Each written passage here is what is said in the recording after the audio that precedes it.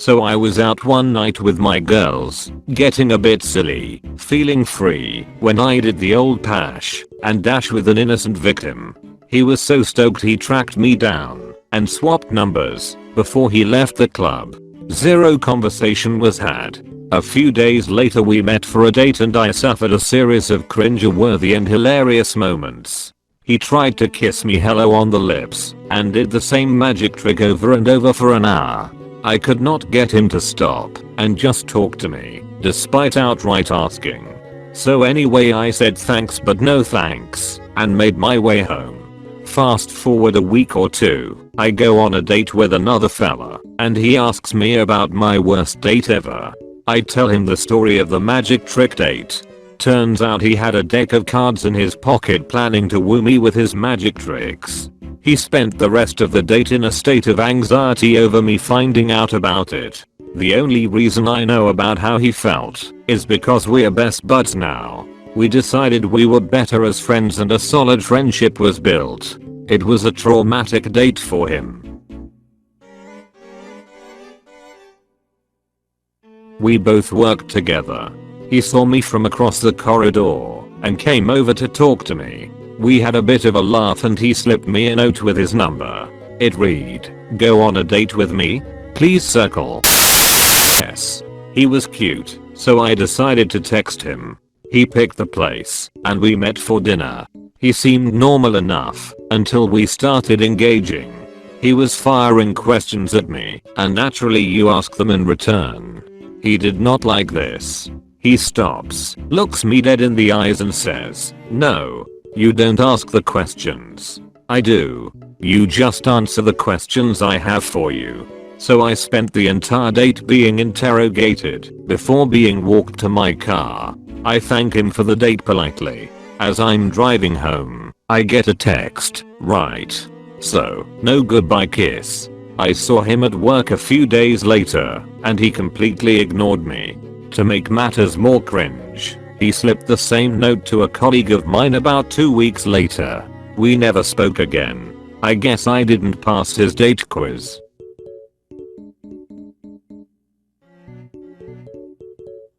Strictly speaking, this wasn't a bad date, but the lead up to the date was interesting to say the least. I knocked on the front door. My date's father greeted me. He said his daughter wouldn't be long to come in and to have a seat in the lounge. With that he left, presumably to tell my date that I had arrived. I sat on my own for a few minutes, just taking in my surroundings, when suddenly the sliding doors at the end of the lounge flew open. In stepped a young lady in a red kimono, brandishing a sword. She went into a full-on ninja routine, swinging the sword wildly around herself, all without uttering a single word. I sat there in stunned silence, my eyes no doubt popping out of my head. She postured and spun around the room for a minute or two, kimono swirling around, sword slicing through the air, and then, just as quickly as she had arrived, she was gone. She was my date's younger sister and was basically warning me, "You do the wrong thing and you will have to deal with me." The date went fine, but it was a once-er. I worked with the girl I was on the date with, and we were friends. A few years later, her sister worked with us as well. We got along fine. As you can gather, she was a real character.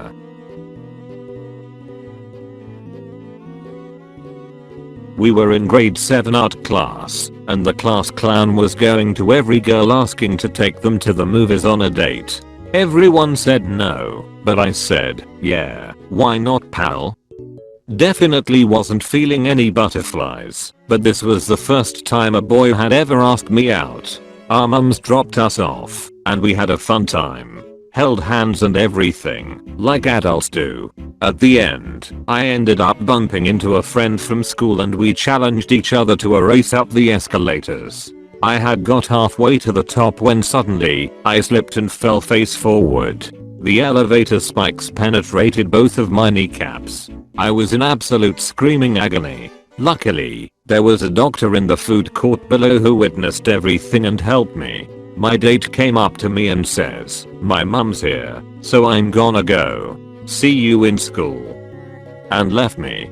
I texted him that night on my brick Nokia that I hated him. I then blocked him. I had to hobble around school with crutches. Everyone found out what happened. It's been 14 years, and I'm glad there haven't been any dates worse than that one. My parents were away on holidays, so I went over to have a bath. I don't have one. Halfway through, I get a text from a guy I catch up with. He wants to catch up. I say sure, but that I'm at my parents' and in the bath. Not a worry, he says. I'll meet you in there. Wanting to make it sexy, I light some candles, turn off the lights and top up the bath with fresh, warm water. He arrives to my sexy scene of seduction. Join me, I say. He looks dubiously at how full the bath is. I don't think that bath will take the two of us. It's already very full. It's fine, I say. Come on, it'll be fun. Hesitantly, my friend puts a leg in the bath. The water rises dangerously. He says again he's not sure about it, so I attempt to pull out the plug to let some water out. I try and pull the plug as hard as I can, but it won't budge. It's stuck. I convince this poor guy it's okay to get in. He goes to sit down and join me. Big mistake. Water rushes out everywhere. It's like a flood. I jump up out of the bath and race to get towels down before the water hits the carpet in the hallway. Once the towels are down, I survey the damage. The bathroom is absolute. Not a square inch is dry. We look at each other, cold, wet and naked, and laugh. After he left, I spent the rest of the night mopping floors, washing towels, stripping beds, and hair drying carpet.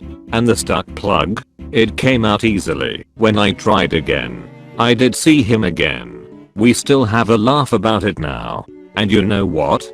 He is the only one of my friends who hasn't asked or pressured me to catch up during this time. I was on a Tinder date at a cafe. I immediately wanted to leave because she didn't look anything like her profile picture, but I decided to give her a chance. She was Japanese and her English wasn't great, so we had to stick to saying basic things which made the conversation quite dull. She then shows me her English homework and starts talking about it. I did her homework for her for about 20 minutes until I decide it's time to leave. We met on a dating app. He was very charming. We both agreed we were looking for casual, but as soon as we met the chemistry was intense. We were addicted and couldn't seem to stay away from each other. But his attitude was a bit off from the beginning, and my gut kept telling me something doesn't feel right. No matter how much I tried to pull away, I kept going back to him. He was the same. Eventually we accepted that there was something between us that was worth exploring, and a month later we slept together. Soon after that, he reveals he actually already has a long-term girl he loves and is happy with, but he also loves me and wants to be with me. It took me ages to digest this, and even longer to leave him once and for all. My guilt ate me alive. I finally got back on the app with a different profile picture. Within half an hour, guess who matched with me again? He deleted the match as soon as he realized it was me. But it was too late. My stomach was already churning by then. Needless to say, he is now permanently blocked.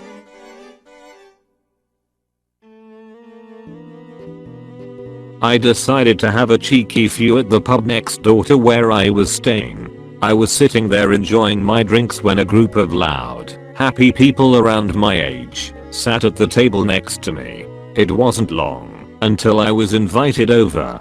That is when I met him. For the record, at this stage I was more than slightly buzzed. He agreed that we would get a coffee. So one morning, I meet him on the main street where I was. I bought 2 coffees. He happened to be in a suit, choking down Doriz and pacing nervously. Then we start approaching the local courthouse. Turns out he had a court date, so he met me for a coffee before he went in. He then lost his license due to drink driving. Believe it or not, I gave him another chance. We went out for dinner, and I let him choose where. He rocked up looking like a homeless person. I paid for both of our dinners, and he spent the date talking about where the best place to smoke ciggies was.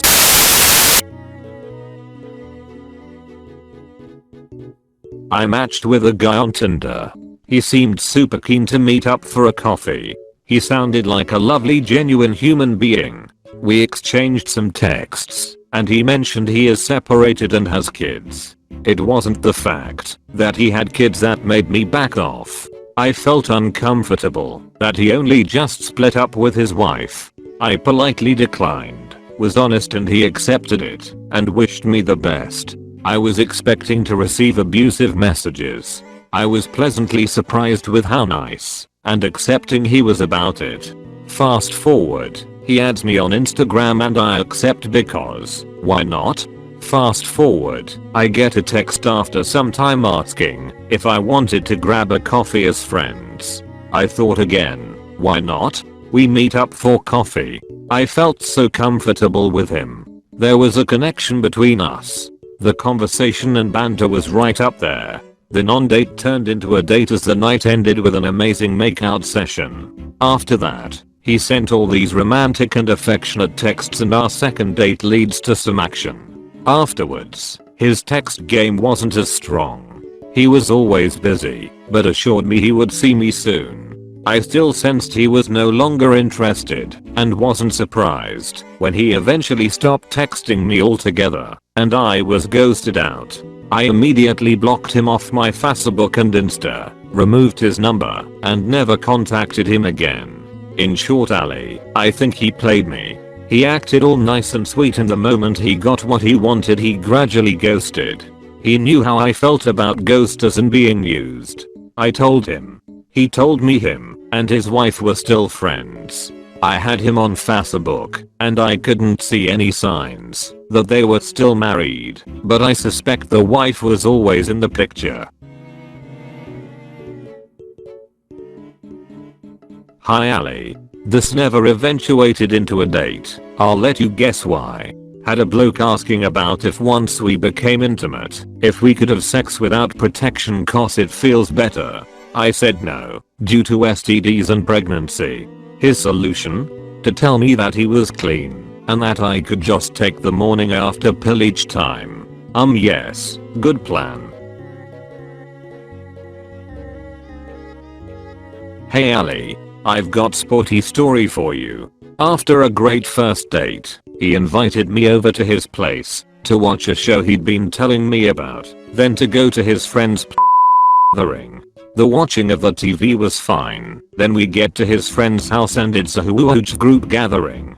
I don't do amazingly in large groups, but was holding my own, until 30 minutes in my date gets up and announces that he's got to go play sports and will be back in an hour or so.